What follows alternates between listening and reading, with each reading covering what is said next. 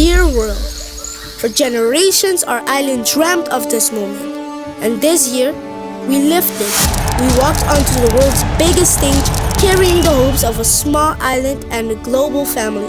Along the way, something beautiful happened. The world got to know Curaçao.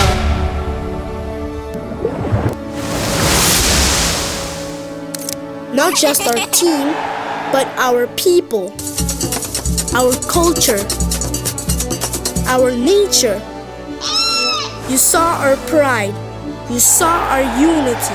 You saw the joy that connects us wherever we are in the world. For that, we are grateful. On behalf of all of us, thank you for being part of our story. Now we'd love to become part of yours. We are Curaçao. Feel it for yourself.